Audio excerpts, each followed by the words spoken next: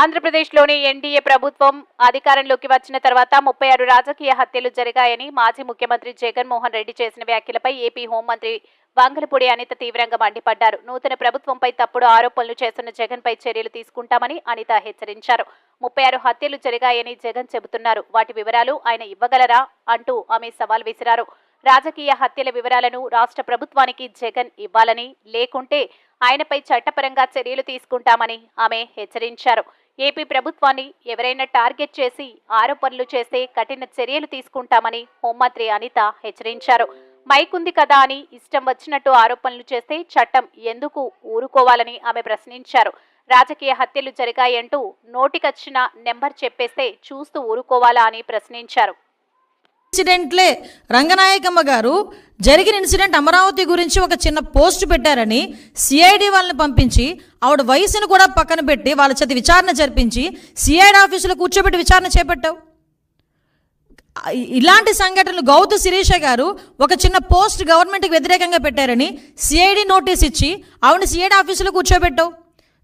చింతకాయల విజయ్ గారిని ఇలా చాలామంది మా టీడీపీ లీడర్లని కాకుండా జనసేన లీడర్లని కూడా గవర్నమెంట్ మీద అడ్వర్స్గా తప్పుగా ఒక పోస్ట్ పెడితేనే, నిజం అయినప్పటికీ కూడా తప్పుగా మీకు వ్యతిరేకంగా ఒక పోస్ట్ పెడితేనే సిఐడి ఆఫీసులను తీసుకొచ్చి నువ్వు కూర్చోబెట్టి చర్యలు తీసుకొని మా మీద ఎంక్వైరీలు వేసావు. ఈ రోజుకి కేసులు నడుస్తున్నాయి, ఈ రోజుకి కేసులు సంబంధించి కోర్టుల చుట్టూ తిరుగుతున్నారు.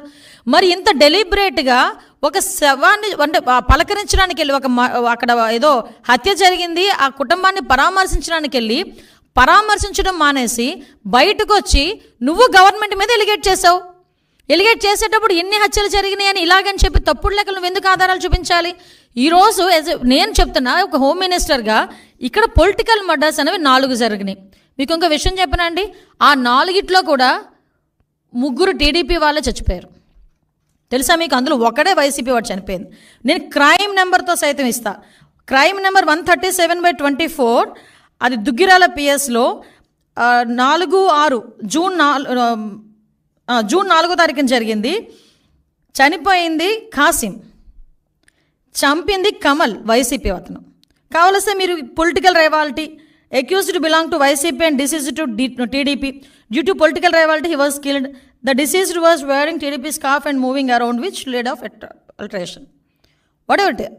అలాంటిది ఇంకొకటి క్రైమ్ నెంబర్ 92/24 వెల్దుర్తి 9వ తారీఖున జరిగింది. డిసీజ్డ్ టీడీపీ ఎం గిరినాథ్ చౌదరి, టీడీపీ అతను చనిపోయాడు. సూదేపల్లి రమేష్ ఇతరులు వైసీపీ వాళ్ళు ఎక్యూజ్డ్, అది కూడా political rivalry. Crime number 92/24 Putluru, అక్కడ మాత్రమే ఎరకయ్య అని ఒక వైసీపీ అతను చనిపోయాడు. అక్కడ నరసింహస్వామి అండ్ అదర్స్ టీడీపీ వాళ్ళు ఉన్నారు. Next 4th one 148/24 Rayadurgam PS 9th జరిగింది. ఇది గొల్ల ఆదికేశవులు టీడీపీ ఆయన్ని చంపేశారు. ఎవరు? వైసీపీ వాళ్ళు, కేశవరెడ్డి అండ్ అదర్స్. ఇవన్నీ కూడా పొలిటికల్ మర్డర్స్ జరిగినవి 4. ఆ 4లో 3 చనిపోయింది టీడీపీ వాళ్ళు. ఈరోజు నువ్వు ఏ మొహం పెట్టుకుని 36 హత్యలు పొలిటికల్ హత్యలు జరిగినాయని చెప్పి ప్రజలను భయభ్రాంతులు చేయడానికి సిద్ధపడుతున్నావు? ఇంకా నీ మాటలు నమ్మేస్తారని అనుకుంటున్నావా జగన్మోహన్ రెడ్డి, పులివెందుల ఎమ్మెల్యే? ఇంకా ముచ్చుమర్రి బాలిక మృతదేహాన్ని ఇప్పటి వరకు ఎందుకు కనిపెట్టలేకపోయారో చెప్పాలని మాజీ మంత్రి అంబటి రాంబాబు ప్రశ్నించారు. ఈ కేసులో నిందితుడిని దళిత వ్యక్తిని లాకప్లో పోలీసులు దారుణంగా కొట్టడంతో అతను చనిపోయాడు. ఇది లాకప్ డెత్, ప్రభుత్వ హత్య అని ఆరోపించారు. ఈ దారుణంపై దళిత సంఘాలు ప్రభుత్వాన్ని ప్రశ్నించాలి, రాష్ట్రంలో లా అండ్ ఆర్డర్ని కాపాడుకోవాలని కోరారు. కూటమి ప్రభుత్వ పాలనలో రాష్ట్రంలో లా అండ్ ఆర్డర్ ఉందా అని అంబటి రాంబాబు ప్రశ్నించారు. అని అటు పోలీస్ వైపు నుంచి ఇటు ప్రభుత్వం వైపు నుంచి చెప్పి దీన్ని డైల్యూట్ చేయాలనేటువంటి ప్రయత్నం చేస్తున్నారు. నేను మనస్ఫూర్తిగా చెప్తున్నా, అందరికీ తెలుసు పల్నాడులో రషీద్ అనేటువంటి మరణించినటువంటి వ్యక్తి డిసీజ్ వైఎస్ఆర్ కాంగ్రెస్ పార్టీకి చెందినటువంటి వ్యక్తి. జిలానీ అనే అతను ప్రస్తుతం తెలుగుదేశంలో ఉన్నారు. అంతకుముందు వైసీపీలో ఉన్న మాట వాస్తవం. ఒక 2 సంవత్సరాల క్రితమో సంవత్సరం క్రితమో ఉన్నారు. ఎలా ఉన్నారంటే లావు శ్రీకృష్ణదేవరాయలు గారు కూడా మా పార్టీలో ఉన్నారు కదా అప్పుడు, అట్లాగే అప్పుడు ఉన్నారు. ఎలా అంటే పార్థసారథి గారు మా పార్టీలో ఉన్నారు కదా అప్పుడు, అలాగే ఉన్నారు. అలాగే ఆనం రామనారాయణ రెడ్డి గారు మా పార్టీలో ఉన్నారు కదా, అలాగే ఉన్నారు. అక్కడ తెలుగుదేశంలోకి వెళ్ళారు. తెలుగుదేశంలోకి వెళ్ళి అక్కడ ఉన్నటువంటి స్థానిక శాసనసభ్యుడు ఆంజనేయులు గారి ప్రోద్బలంతో, అలాగే మక్కిన మల్లికార్జున గారి ప్రోద్బలంతో దౌర్జన్య కాండలు నిర్వహించేటటువంటి క్రమంలో అతి దారుణంగా ఒక యువకుడిని, కక్షలు లేవు, కార్పణ్యాలు లేవు. నేను అడుగుతా ఉన్నా, పోనీ ఆ రషీద్ అనే అతను ఇంతకుముందు ఏమన్నా హత్య చేశాడా, ఎవరన్నా పొడిచాడా, ఏదైనా క్రిమినల్ కేసు చేశాడా? అలాంటి వ్యక్తిని అతి దారుణంగా రోడ్డు మీద చంపేశారు. దీన్ని ప్రశ్నిస్తే జగన్మోహన్ రెడ్డి గారు వెళ్ళి పరామర్శిస్తే భరించలేకపోతున్నారు. అది వ్యక్తిగతమైన తగాదా? నేను అడుగుతా ఉన్నానండి, అది వ్యక్తిగతమైన తగాదా అనుకున్నాం కాసేపు. వాళ్ళిద్దరిది స్థానికంగా ఉన్న శాసనసభ్యుడు కానీ, స్థానికంగా ఉన్నటువంటి పార్లమెంటు సభ్యులు కానీ, లావు శ్రీకృష్ణదేవరాయలు గారి, ఆంజనేయులు గారు కానీ వెళ్ళి మరణించినటువంటి కుటుంబాన్ని ఎందుకు పరామర్శించలేదు? చెప్పండి దీనికి సమాధానం. నిజంగా అది రాజకీయాలకు సంబంధం లేదు, ప్యూర్లీ ఏ డిస్ప్యూట్ బిట్వీన్ టూ ఇండివిజువల్స్. ఎందుకు మీరు సంప్రదించలేకపోయారు? నేను మనవి చేస్తున్న ఎఫ్ఐఆర్లో కూడా స్థానిక శాసనసభ్యుడి మీద, మల్లికార్జున గారి మీద ఆరోపణలు చేయడం జరిగిందని కూడా ఎఫ్ఐఆర్లు, ఇంక్లూడింగ్ ఎఫ్ఐఆర్లో ఆరోపణలు చేయడం జరిగిందని కూడా నేను ఈ సందర్భంగా మనవి చేస్తున్నా. ఇందాక హోంమంత్రి గారు మాట్లాడుతున్నారు, అది గంజాయి తాగిన మత్తులో నరికేశాయంట, గంజాయి పాపం మాదంట. మరి మీ దుంపదగా మీరు వచ్చి అనాలైంది? మీ పోలీస్ వ్యవస్థ పనిచేస్తుంది కదా, మీ ఎస్పీని ట్రాన్స్ఫర్ చేసుకున్నారు కదా, అంటే ఇంకా గంజాయి విచ్చలవిడిగా దొరుకుతుందన్నమాట. ఆ పాపం మాదా? అది వెళ్ళి కొడతా.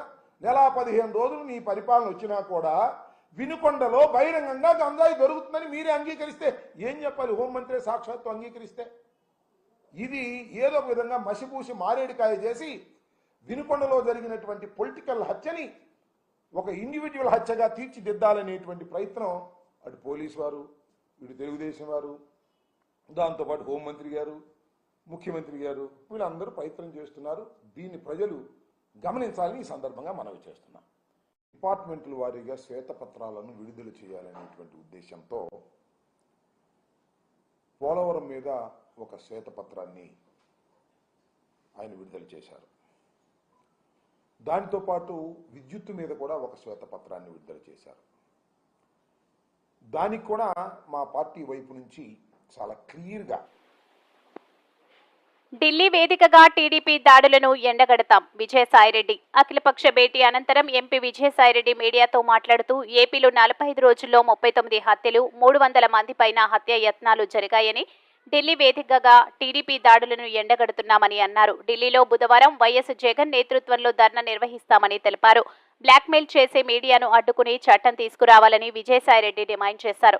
కాగా పార్లమెంటు బడ్జెట్ సమావేశాలు రేపటి నుంచి ప్రారంభం కానున్న నేపథ్యంలో శనివారం ఆయన తాడేపల్లిలోని క్యాంప్ ఆఫీసులో వైఎస్ఆర్సీపీ పార్లమెంటరీ పార్టీ సమావేశం నిర్వహించారు. ఈ సమావేశంలో అనుసరించాల్సిన వ్యూహంపై పార్టీ ఎంపీలకు వైఎస్ఆర్సీపీ అధ్యక్షుడు వైఎస్ జగన్ మోహన్ రెడ్డి దిశానిర్దేశం చేశారు.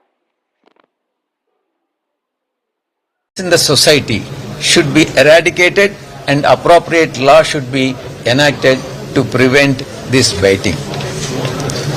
And the next issue is, you are aware what has happened in UPSC and this OBC, misuse of OBC and PWD certificates and seats of marginalized community. What is the effect of it? Seats of marginalized communities are going to those who are producing the fake certificates, and appropriate sanctions and verifications that are required to be made at the time of accepting the application should be implemented in its letter and spirits. And then the rising inflation is another issue which we have addressed. And the very important issue, I request all the media friends to take cognizance of this. The lawlessness in the state of Andhra Pradesh and the breakdown of the law and order in the Andhra Pradesh when TDP is ruling the state has been brought to the notice of the all party meeting. There are 490 government properties, 560 private properties have been attacked, and 1050 assaults, 31 murders, 31 murders in 45 days of rule. 31 murders in 45 days of rule. And 300 attempt murders, including the brutal murder which you all have seen, and then it has maximum number of views in the recent past.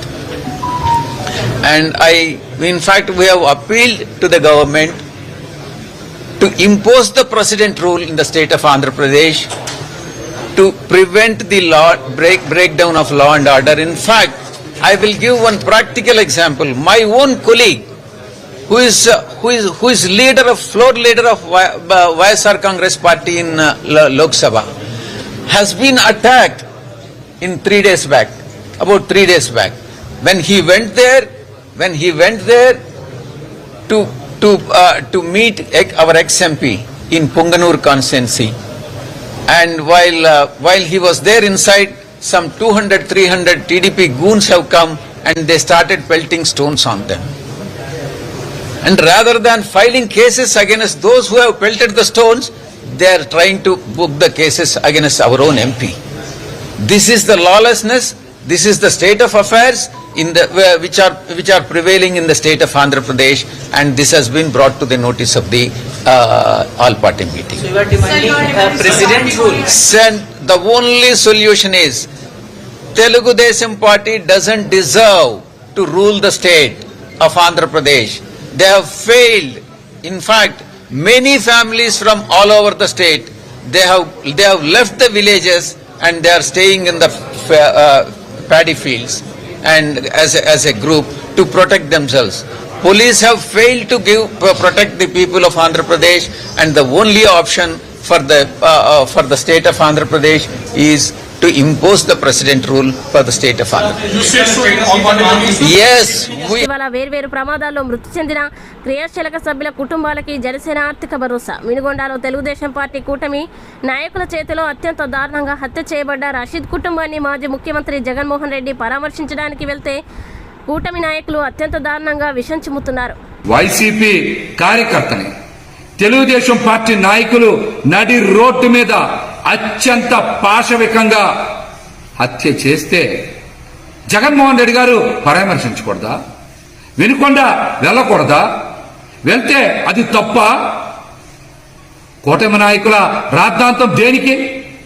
Jaganmohan Reddy గారు వెనక లక్షలాది మంది జనం స్వచ్ఛందంగా బయటకు వచ్చి ఆయనతో కలిసినందుకు కూటమి నాయకులు ఎంత విషం చిమ్ముతారా? ఎంత విషం చిమ్ముతారా? టీడీపీ కూటమి నాయకుల చేతిలో వైసీపీ నాయకులు హత్య గావించబడితే జగన్మోహన్ రెడ్డి గారు వెళ్ళి పరామర్శించకూడదా? దీనికి కూడా ముహూర్తం కూటమి నాయకులు ఏమైనా ఖరారు చేస్తారా? ఈ రాష్ట్రంలో శాంతి భద్రతలు లేవు, లా అండ్ ఆర్డర్ పూర్తిగా గాడి తప్పిపోయింది, రాజకీయ కక్షలతో యథేచ్ఛగా వైసీపీ నాయకుల్ని ఇష్టానుసారం చంపుతున్నారు అనే అంశాల మీద జగన్మోహన్ రెడ్డి గారు మాట్లాడితే ఆయన మీద కూడా ఇష్టానుసారం మాట్లాడుతున్నారు. ఈ రాష్ట్రంలో హత్యలు చేసిన, అరాచకాలు చేసిన, హత్యా ప్రయత్నాలు చేసిన మహిళల మీద, యువతల మీద, పసిపిల్లల మీద అఘాయిత్యాలకు పాల్పడి రేపులు చేసినా స్పందించకూడదని మీరు మాట్లాడుతున్నారంటే కనీసం మీలో మానవత్వం ఉందా? దీనికి ముందు మీరు రాష్ట్ర ప్రజలకి సమాధానం చెప్పాలి. ఒక్క కూటమి నాయకుడు కూడా బయటకు వచ్చి శాంతి భద్రతల్ని అదుపు చేస్తాం, శాంతి భద్రతల్ని గాడిలో పెడతాం, లా అండ్ ఆర్డర్ సక్రమంగా నడుస్తుంది, ఇక నుంచి రాష్ట్రంలో హత్యలుండవు, హత్య ప్రయత్నాలు చెయ్యం, మహిళల మీద అఘాయిత్యాలు జరగవు, రాష్ట్రం ప్రశాంతంగా ఉంటుందని ఒక్క నాయకుడు తెలుగుదేశం నుంచి కానీ, బీజేపీ నుంచి కానీ, జనసేన నుంచి కానీ ఒక్కరనే మాట్లాడుతున్నారా? మాట్లాడకపోగా జగన్మోహన్ రెడ్డి గారి మీద విష ప్రచారం చేయడం ఏంటి? ప్రస్తుతం జరుగుతున్నటువంటి పరిస్థితుల మీద మాట్లాడకుండా గతంలో జరిగినటువంటి సంఘటనల గురించి చెప్తా ఉన్నారు. అనంతబాబు విషయం చెప్తా ఉన్నారు. నిజంగా జగన్మోహన్ రెడ్డి గారు సహకరించుంటే అనంతబాబు మీద కేసు ఫైల్ అయ్యేదా? 14 రోజులు జ్యుడిషియల్ రిమాండ్ లో ఉండేవారా? 6 నెలల పాటు జైల్లో ఉండేవారా? సుప్రీంకోర్టు నుంచి బెయిల్ తెచ్చుకోవాల్సి వచ్చే పరిస్థితి వచ్చేదా? దీని మీద కూడా విష ప్రచారం ఏంటి? అనంతబాబు మీద కేసు ఫైల్ అయింది నిజం, 6 నెలలు జైల్లో ఉన్నది నిజం, సుప్రీంకోర్టు నుంచి బెయిల్ తెచ్చుకున్నది నిజం. దీని మీద కూడా విష ప్రచారం ఏంటి? డాక్టర్ సుధాకర్ బాబు చనిపోయింది కార్డియాక్ అరెస్ట్ అయ్యి, కావాలంటే మెడికల్ రిపోర్ట్లో చెక్ చేసుకోవచ్చు. కార్డియాక్ అరెస్ట్ తో చనిపోతే కూడా విష ప్రచారం చేస్తారా? జడ్జి రామకృష్ణ గారి అంశం కూడా అంతే. ఆయన మీద చెక్కుల మీద ఫోర్జరీ సంతకాలు చేశారని, వారి సోదరి సుచరిత అకౌంట్ నుంచి చనిపోయిన తర్వాత అక్రమంగా డబ్బులు డ్రా చేశారని కదా కేసు నమోదైంది. దీనికి జగన్మోహన్ రెడ్డి గారికి ఏం సంబంధం? ఈ అంశాలన్నింటినీ కూడా కావాలని విష ప్రచారం చేసి జగన్మోహన్ రెడ్డి గారి మీద బురద జల్లే ప్రయత్నం ఇంకా చేస్తారా? పరామర్శకు వెళ్ళకూడదా? ప్రజల్ని కలవకూడదా? దానికి కూడా ముహూర్తం మీరే ఖరారు చేస్తారా, లేకపోతే కూటమి నాయకులే? ఈ రాష్ట్రంలో శాంతి భద్రతలను కాపాడడానికి జన సైనికులకి భద్రతా భరోసా, క్రియాశీలక సభ్యత్వం, కార్యకర్తల క్షేమం గురించి ఆలోచించే నాయకుడు పవన్ కళ్యాణ్ కౌలు రైతుల ఆత్మహత్యలు చూసి స్పందించారు. వైసీపీ నాయకుడు జగన్ తన జేబులోంచి 10 రూపాయలైనా ప్రజలకి ఇచ్చారా?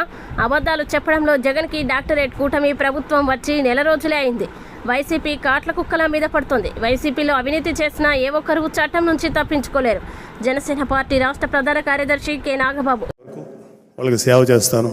నాకంటూ రాజకీయాల్లో ఎటువంటి ఆశలు లేవు, ఎటువంటి పదవికాంక్ష లేదు. ఈ పార్టీకి అంటే నేను ఒకటి నేర్చుకున్నాను లైఫ్లో. అయితే నువ్వు చాలా గొప్పవాడి అవటానికి ట్రై చేయండి, ఎవరైనా సరే తప్పులేదు, అది చాలా గ్రేట్. కానీ నాకు అంత కెపాసిటీ లేదు, నేను గొప్పవాడిని అవడానికి చేసే అంత దమ్ము నాకు లేదు. కానీ నువ్వు గొప్పవాడి కాకపోయినా ఒక గొప్పవాడికి అండగా నిలబడు, సపోర్ట్గా నిలబడు. నేను అది చేయగలిగాను. సో పవన్ కళ్యాణ్ గారి ఆశయం కోసం, ఆయన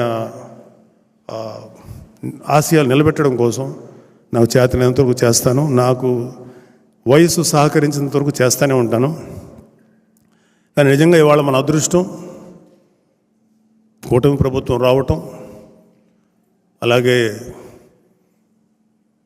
మన తెలుగుదేశం పార్టీ, బీజేపీ, జనసేన కలిసి పోటీ చేసి ఘన విజయం సాధించడం, ఒక గొప్ప అడ్మినిస్ట్రేటర్ అయినటువంటి చంద్రబాబు నాయుడు గారిని మళ్ళీ సీఎంగా చేయటం, ఒక గొప్ప మానవతావాది, మంచితనం, వ్యక్తిత్వం, త్యాగనిరతి ఉన్నటువంటి పవన్ కళ్యాణ్ గారు డిప్యూటీ సీఎంగా చేయటం, దాని నిజంగా మన అదృష్టం. సో వచ్చి నెల అంటే ఇది out of the context, sorry to say this, వచ్చి 30-40 డేస్ అవుతుంది ప్రభుత్వం ఏర్పడి. అర్జెంటుగా ఏమీ చెప్పినా ఇలాంటి పనికి మాలినటువంటి కామెంట్లు చేసే వైసీపీ వాళ్ళని చూస్తే నాకు చాలా చిరాగ్గా ఉంటుంది. మనం 6 నెలలు టైం ఇచ్చాం వైసీపీ ప్రభుత్వం వచ్చినప్పుడు. వాళ్ళు కనీసం 1 మంత్ కూడా టైం ఇవ్వకుండా కాట్ల కుక్కల్లాగా మీద పడుతున్నారు కూటమి ప్రభుత్వం మీద. పర్వాలేదు, మీరు పడండి, మిమ్మల్ని మీ పరిస్థితిని బట్టి మీకు